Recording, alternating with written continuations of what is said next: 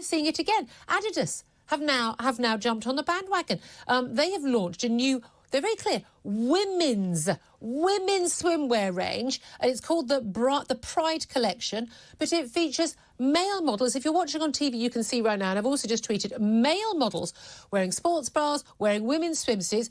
We've got the video advertising this new collection. Quite clearly, a sort of a very big, broad-shouldered man with a hairy chest, completely intact down below. We know that. Either that or he's got about 4 bunches of socks in there because it's a very large bulge. I tweeted Adidas. They haven't got back to me asking if the $70 price of this women's swimsuit includes the cost of the sock to stuff down my crotch, because unlike the model modelling the women's swimsuit, I don't have a penis and testicles to fill out that bulge. But I'm guessing most women don't. It's unbelievable, isn't it? I mean, if there are 2 places where men and women differ, it's in sport and it's in clothing.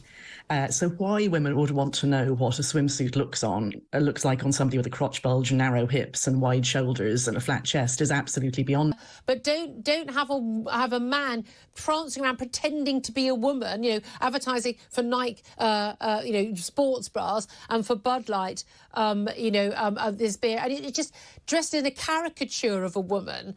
You know, and it's repulsive to women to be mocked in that way. And that's what it is. It's mockery of us. Where are we in time? Where are we as a people, as a nation? Yeah. You know, I tell you one thing, we're in trouble. I got that. I know that. Got that. I know that. I know that we're in trouble. I know that there are things happening in the midst of our society that, you know, if you look at Romans chapter 1, or if you look at history, these are the kind of things that happen toward the end of a society's lifespan, if you will. And I think unless things change dramatically, that what we're going to see is going to be catastrophic. How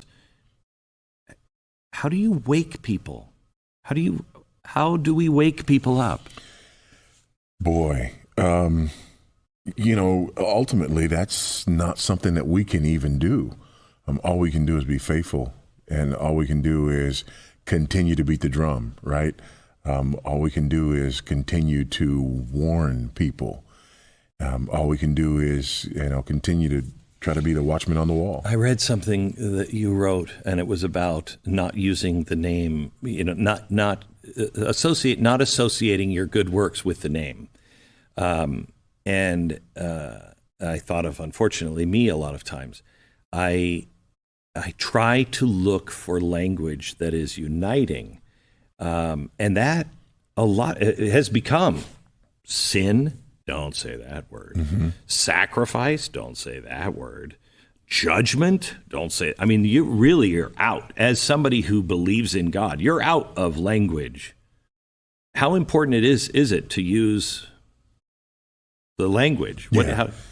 But here's what's interesting, Glenn. We feel like that, or we've felt like that, but now all of a sudden, the other side has absolutely no problem using that language. They have I mean, you know, Gavin Newsom puts Bible verses on billboards advertising for people to come to California to slaughter their babies, right? When you know, Madam Vice President wanted to encourage everybody to get the jab, she no problem quoting scripture in order to do that, right? The president has no problem quoting scripture, and the press doesn't run around with their hair on fire if you do it on the left. Because I think they don't. I think they think that's just pandering.